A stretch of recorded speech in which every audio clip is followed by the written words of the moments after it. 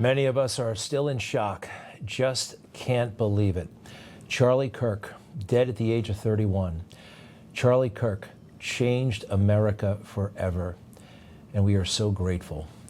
Devastating news for his family, but also for the country and maybe even the world. I think it was kind of rest assured Charlie Kirk was going to be president someday.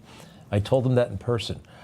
He had the talent, the intelligence, the eloquence, the charisma, the stature.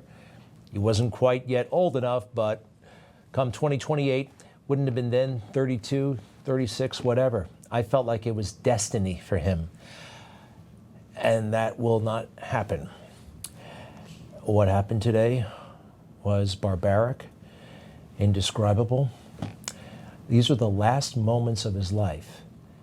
He's at the top of his game, in the middle of liberal academia, but being celebrated by young people. He was winning hearts and minds. And he didn't do it through nastiness or calling people names or anything like that. It was just the power of truth. Charlie told the truth. Charlie was very close to God. His faith, everything he did, I feel, was for God and family and country. So we do have some news. At first, we thought there was somebody in custody who was responsible for this. That was the suggestion we had a little while ago from the FBI Director Kash Patel. This is some hours ago. The subject for the horrific shooting today that took the life of Charlie Kirk is now in custody. Thank you to the local and state authorities in Utah for your partnership with the FBI. We will provide updates when able. Now, minutes ago, we have a new tweet.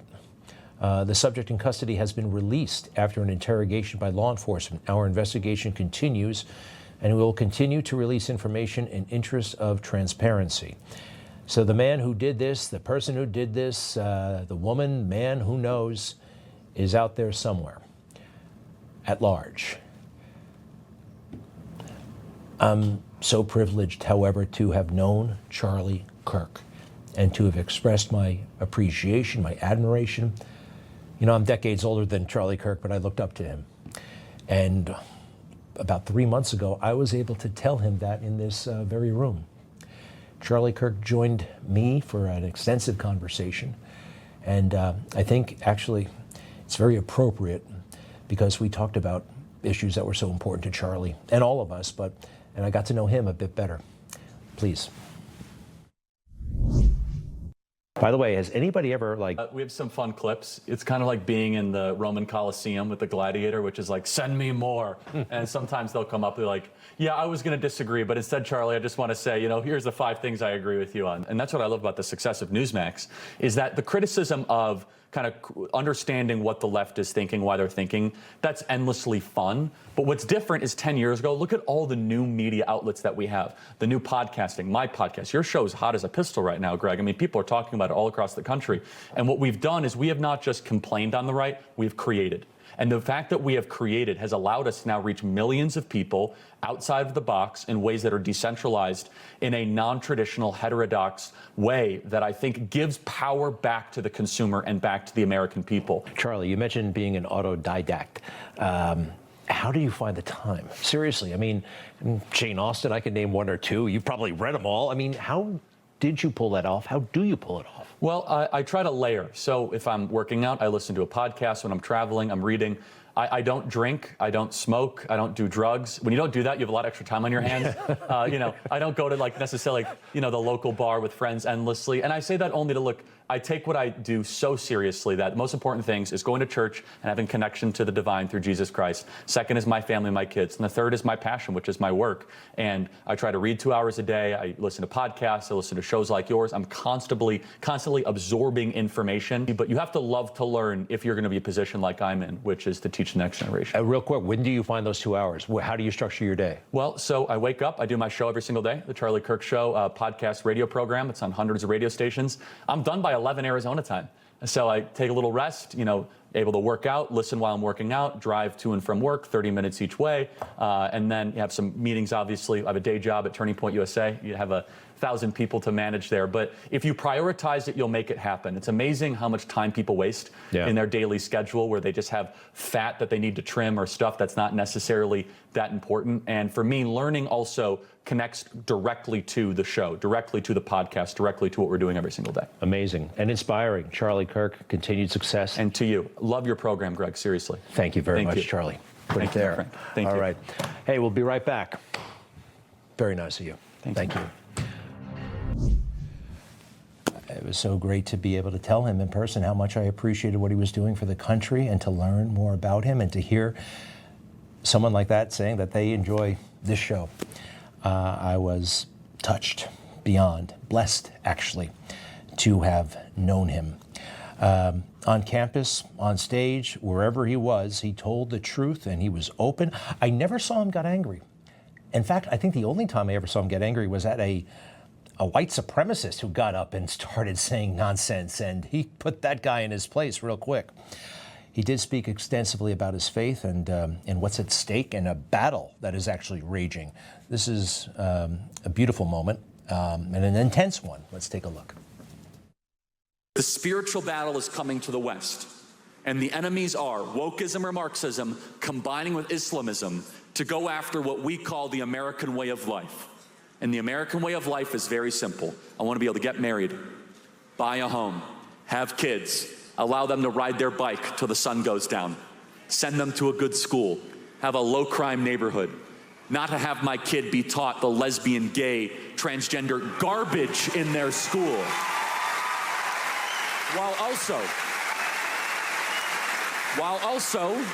not having them have to hear the Muslim call to prayer 5 times a day. That's important. We want the American way of life, which is, by the way, Christendom. Christians, our sacrifice, our toil, our vision, the outgrowth of the scriptures gave us Western civilization. And this is where I think is a great rallying cry. Doesn't matter if you're Hispanic, doesn't matter if you're Asian, doesn't matter if you're black or white. Everybody, if you are Christian and Jesus Christ is your Lord and Savior, these two threats are combining forces to come after us. And it's time that the church stands and rises up against it. Yep. So intense and so true.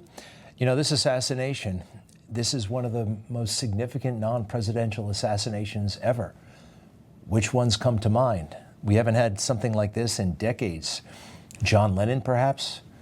Then you have to go all the way back to the 60s. Martin Luther King, Robert F. Kennedy. President Trump, just a short time ago, spoke from the Oval Office and just released this message on the death of Charlie Kirk. To my great fellow Americans, I am filled with grief and anger at the heinous assassination of Charlie Kirk on a college campus in Utah. Charlie inspired millions, and tonight, all who knew him and loved him are united in shock and horror. Charlie was a patriot who devoted his life to the cause of open debate and the country that he loved so much, the United States of America. He fought for liberty, democracy, justice, and the American people. He's a martyr for truth and freedom, and there's never been anyone who was so respected by youth. Charlie was also a man of deep, deep faith, and we take comfort in the knowledge that he is now at peace with God in heaven. Our prayers are with his wife, Erica, the 2 young, beloved children, and his entire family, who he loved more than anything in the world. We ask God to watch over them in this terrible hour of heartache and pain. This is a dark moment for America. Charlie Kirk traveled the nation, joyfully engaging with everyone interested in good faith debate. His mission was to bring young people into the political process, which he did better than anybody ever, to share his love of country and to spread the simple words of common sense. On campuses nationwide, he championed his ideas with courage, logic, humor, and grace. It's a long past time for all Americans and the media to confront the fact that violence and murder are the tragic consequence of demonizing those with whom you disagree day after day, year after year, in the most hateful and despicable way possible. For years, those on the radical left have compared wonderful Americans like Charlie to Nazis and the world's worst mass murderers and criminals. This kind of rhetoric is directly responsible for the terrorism that we're seeing in our country today, and it must stop right now. My administration will find each and every one of those who contributed to this atrocity and to other political violence, including the organizations that fund it and support it, as well as those who go after our judges, law enforcement officials, and everyone else who brings order to our country. From the attack on my life in Butler, Pennsylvania last year, which killed a husband and father, to the attacks on ICE agents, to the vicious murder of a healthcare executive in the streets of New York, to the shooting of House Majority Leader Steve Scalise and 3 others, radical left political violence has hurt too many innocent people and taken too many lives. Tonight, I ask all Americans to commit themselves to the American values for which Charlie Kirk lived and died, the values of free speech, citizenship, the rule of law, and the patriotic devotion and love of God. Charlie was the best of America, and the monster who attacked him was attacking our whole country. An assassin tried to silence him with a bullet, but he failed, because together we will ensure that his voice, his message, and his legacy will live on for countless generations to come. Today, because of this heinous act, Charlie's voice has become bigger and grander than ever before, and it's not even close. May God bless his memory, may God watch over his family, and may God bless the United States of America. Thank you. Wow. President Trump. Information. Truth is freedom. Is Newsmax. It's real news for real people.